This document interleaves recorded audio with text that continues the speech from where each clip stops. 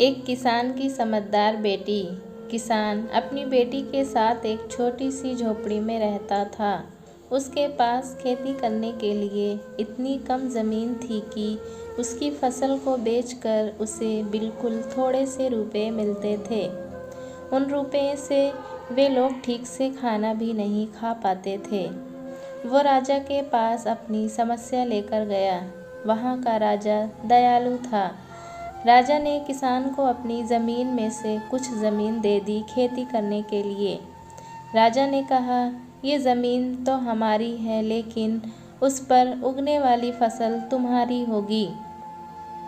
किसान ने राजा को बहुत बहुत धन्यवाद दिया। एक दिन वह खेत की जुताई कर रहा था, तभी उसका हल किसी कठोर चीज़ से टकराया। उसने वहाँ खोद कर देखा तो उसे सोने की एक ओखली मिली।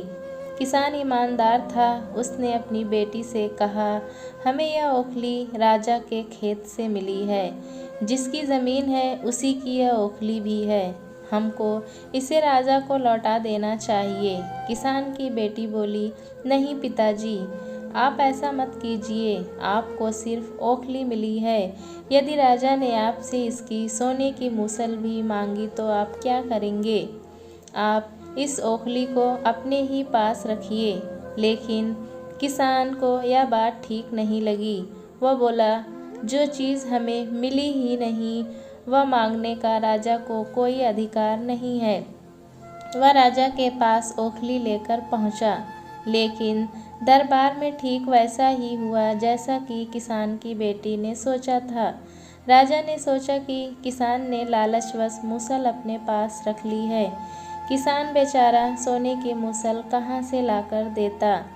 नतीजा ये हुआ कि किसान को जेल में डाल दिया गया। जेल में ना उसे ढंग से खाना मिलता था, ना पानी। किसान को ऐसी गलती की सज़ा दी गई थी जो उसने की ही नहीं थी।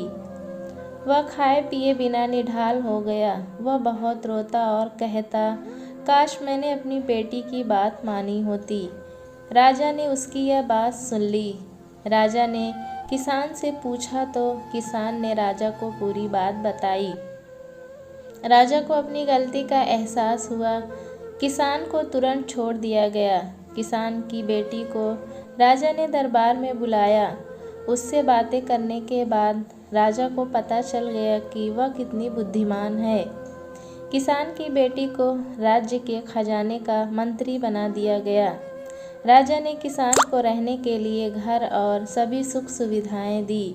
अब किसान अपनी ज़िंदगी में बहुत खुश था। दोस्तों, कहानी कैसी लगी हमें कमेंट में ज़रूर बताएं।